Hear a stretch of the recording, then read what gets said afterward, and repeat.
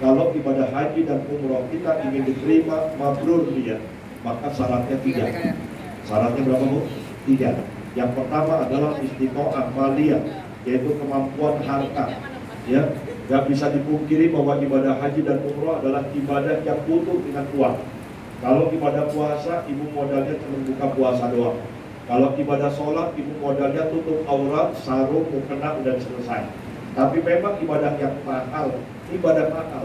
Ya, jadi oleh karenanya, karena uang ibu sudah keluarkan, jutaan, puluhan juta ibu sudah keluarkan. Kalau ibu ibadahnya tidak diterima, sayang banget, sayang banget. Ya, tadi pagi mohon izin kabar jamaah saya, kenapa? Dia check outnya itu jam 11 malam. Ternyata sudah dikeluarkan dari hotel jam 8 tadi pagi.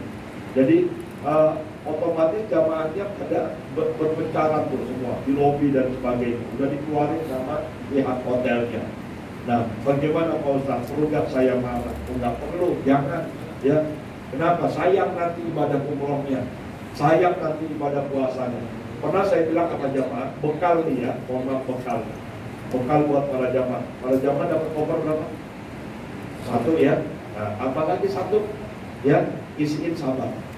Sabarnya banyakin. Ya, mesti banyak, benar Bu. Kenapa saya bilang mesti banyak? Karena di sana itu sabar bukan hanya sekedar ucapan, tapi sabar betul-betul dalam praktek.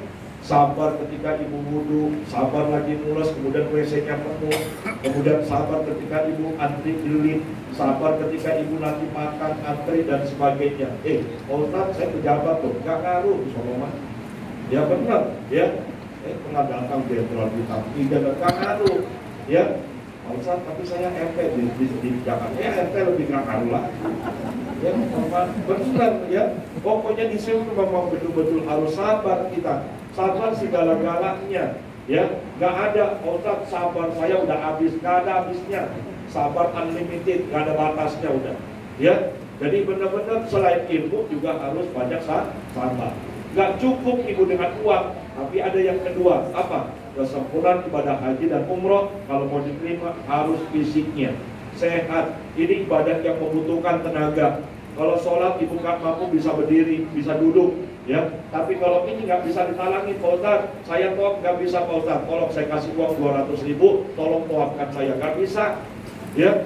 Harus ibunya langsung. Kalau ibu nggak mampu pakai kursi roda, sakitnya juga begitu. Ini tenaga, membutuhkan betul-betul tenaga. Makanya saya doakan buat yang sepuh-sepuh yang tadinya mungkin kurang kuat, mudah-mudahan Allah berikan kekuatan. Ya. Yang ketiga ini yang penting, apa? Manasik. Ya. Jadi sempurnanya ibadah itu harus dengan manasik. Kalau ibu uangnya udah lunas belum ya? Alhamdulillah ya. Karena kalau belum lunas nggak enak Pak. Nanti uangnya agak kesat-kesat sedikit.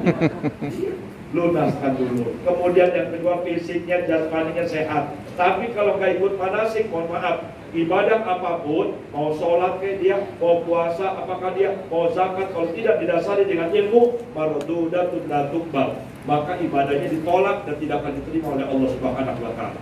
Ibu subuh semangat mandi, tapi subuhnya 3 rakaat, salah.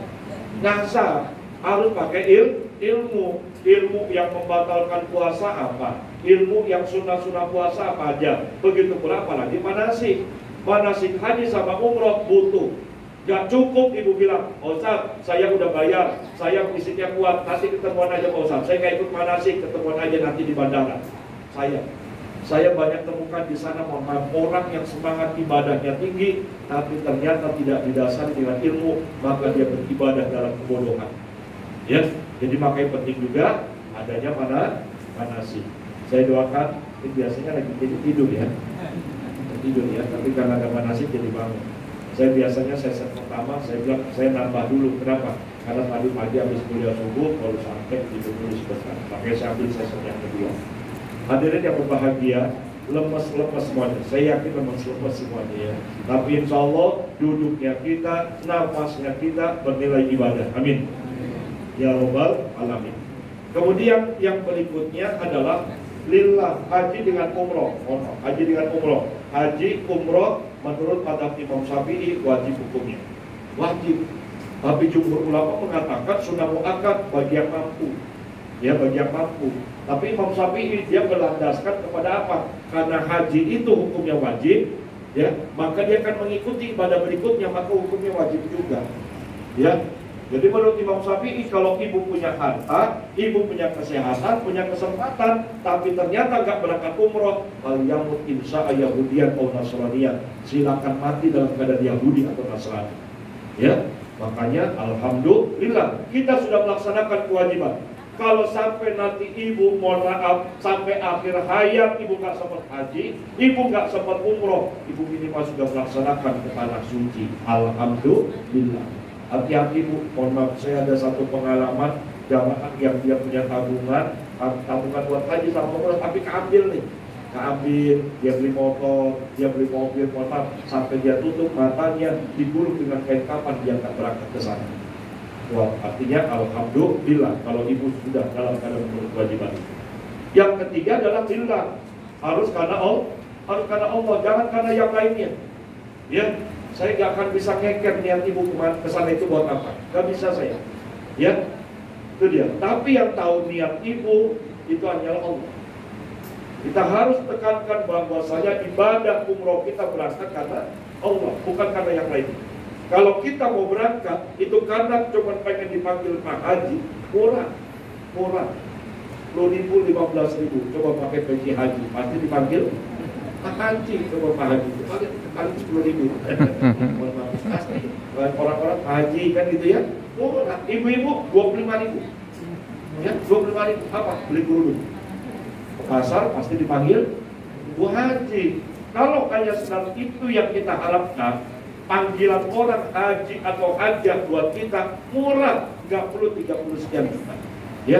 Tapi kita tidak mengharapkan itu semua, mengharapkan ridho Allah dan ikhlas karena Allah.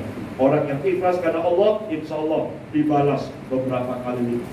Terlebih, alhamdulillah, ibu bisa melakukan umroh di bulan suci Ramadan. Ibu tahu, ya, bahwa umroh di bulan suci Ramadan, bahwa haji bersamaku kata Rasulullah, ya. Barang siapa yang dia umroh di bulan suci Ramadan, maka pahalanya bagikan haji bersamaku. Ya, gak ada balasannya kecuali haji bersamaku kata Rasulullah. Ya, jadi haji balasannya sama seperti orang yang haji bersama Rasulullah, bukan belum haji ya, bukan haji secara syar'i. Ya, jadi nanti jangan pulang kita dipanggil ibu haji, jangan. Ya, kemudian itu pahalanya bagaikan haji dan bersama Rasulullah. Hadirin yang berbahagia, pada jamaah yang saya hormati, lanjut. Setelah ibu sudah ditetapkan, nah ini mulai kita masuk manasik ya.